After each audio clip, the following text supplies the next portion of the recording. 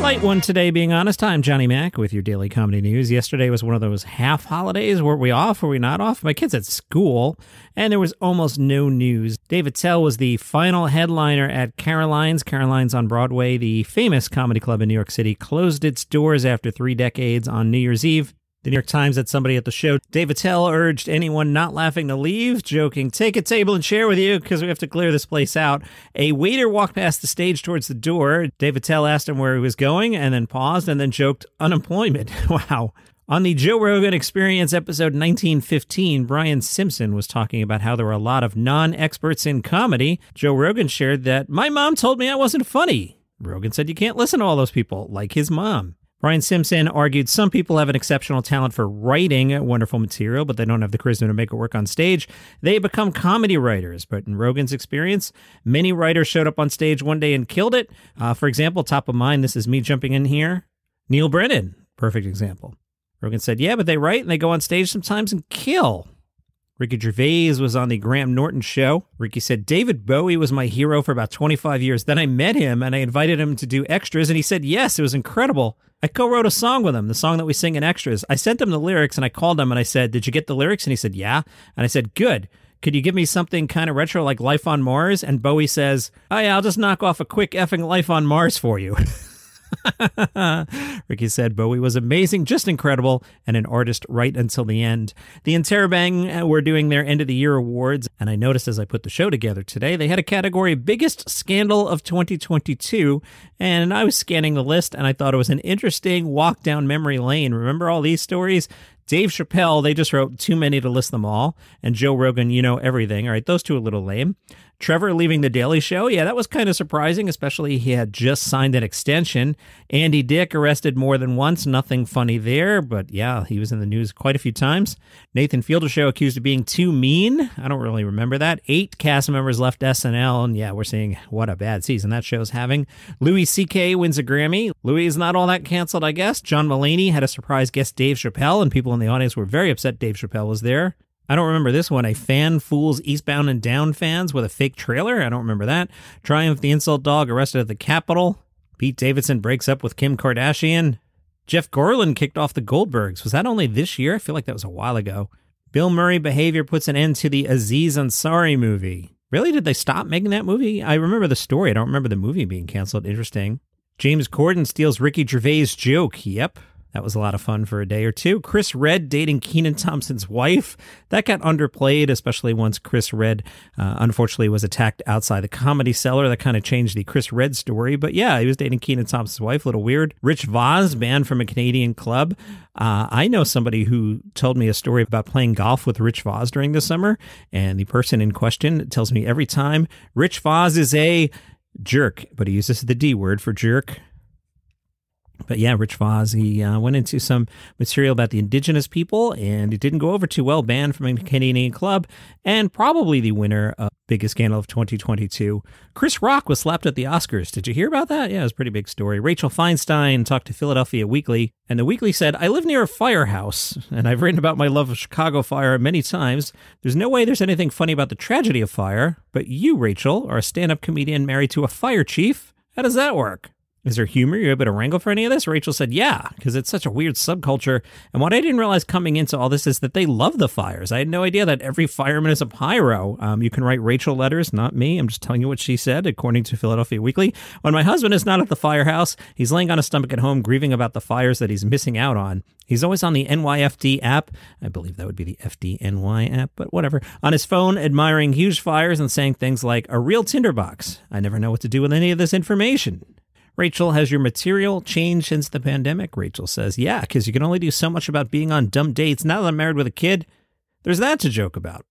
Before that, it was me telling jokes about dating wild alcoholics. You can trick yourself that a relationship is good because the two of you watch some great TV shows until you realize it's the show you're watching together that's good, not the relationship. So I was like with a raging drunk for 4 years, but we were watching Breaking Bad, so it was okay. I was confused. But as your life changes and you grow, you get material from having children, being married to a firefighter. It's a completely opposite world. I come from a family of Jews with back problems who can't operate fuse boxes and marry this sturdy fireman from Brooklyn. I'm in a weird world now. I'm the only Jew among a group of women named Gina. The Daily Beast spoke to Atsuko at Katska. She talked about practicing her stand-up. She says, I write, and I practice at home to my plants. They die. There's a few ways to support the show. One is you can become a premium subscriber on the Apple Podcast app. They'll put the option in front of your nose. What you do is you sign up, and then for $5 a month, you get the episodes ad-free and a little early. I usually post about 3-4 o'clock Eastern time the day before the podcast comes out, if you know what I mean. So, for example, as I'm recording this sentence, it is 1:18 p.m. on Monday, and I'm going to go upstairs, and I'm going to have a nice chopped salad and clean up the edits on the podcast, and I'm going to hit publish on Apple Podcasts, so the $5 crowd will have it a little early, and the rest of you will get it the normal 3:05. I'm not bogarting the show. I'm just releasing it early. Or you can go to buymeacoffee.com/dailycomedynews. There are a couple tiers there. If you want, you can throw $5 in the tip jar. I'll take your $5. I will go to the National Donuts chain. I will buy a large iced coffee with, what am I getting these days? They just got rid of, they had like holiday cookie something. Now I'm doing some sort of butter toffee thing. But I think this is non-scientific. This is just my opinion, but in my opinion and experience, I think the butter toffee thing is not good for kidney stones. I might have to switch back to my caramel. Too much information, Johnny Mac. Anyway, I'll take your $5. I'll go to the National Donuts chain. I'll buy something that gives me kidney stones, and you'll get to laugh about my excruciating pain. Not sure what kind of club this is. Or join the $2 club. What's that? That's a $2 tier where once a month, the website will bang your credit card and $2 minus a fee will make your way to me, and I'll give you a shout out on the show. So that's buymeacoffee.com/dailycomedynews. Over the weekend, because it was New Year's Eve, I was thinking about Ralphie May. Ralphie passed away in 2017. I can't believe it's that long ago now. I feel like it just happened. The reason I was thinking of him is when I was at SiriusXM, he would send me an end-of-the-year gift, and he would normally send it over a bottle of champagne, a bottle of Dom, to be specific. And since it was New Year's Eve and it was, champagne time, I was thinking of Ralphie. If you dig deep in the feed, there's an episode titled Ralphie May Stories, if you want to hear those, including Ralphie driving me around L.A. and getting Mexican food and getting his car detailed. We had quite the afternoon, a lot of fun. And I found this story from Ben Source. And they asked Ralphie May, if you had the power to change things one day at a time, what do you think the first step towards making the country or the world the kind of place you want it to be? And I'm reading this text here, and I can hear Ralphie's natural voice, the way he would speak when he wasn't on stage. He just had this genuine warmth to him. I can't do a Ralphie impression, but I'll try and do my cadence here the way he would do it, and he had this southern accent, and I clearly don't. But according to the transcript, Ralphie said, man, I don't know. There's so many things, simple things. We can't get any more money out of gas right now. It's the biggest thing to happen, or middle-class tax relief and welfare enhancement in years. You cut someone's fuel bill, especially someone who drives for a living. You put hundreds and hundreds of dollars in their pockets every month and make a huge difference, We stimulate the economy. That's good. We need to legalize marijuana, which takes the burden off the criminal system so that we have the space and time to convict real criminals and leave the petty small crimes like drug convictions and marijuana, which should be the equivalent of public intoxication or possession of an intoxication substance.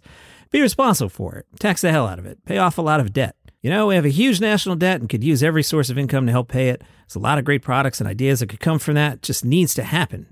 I miss that guy. He was cool. Quick note from Dan Harmon about the Community movie and why there won't be a paintball scene. Harmon said, having a bunch of students running around with guns in school was never a good idea on TV, even back then. Interesting insight there. I won't argue it, but when I watched paintball episodes, that sort of comparison never occurred to me. But yeah, I see what you're saying.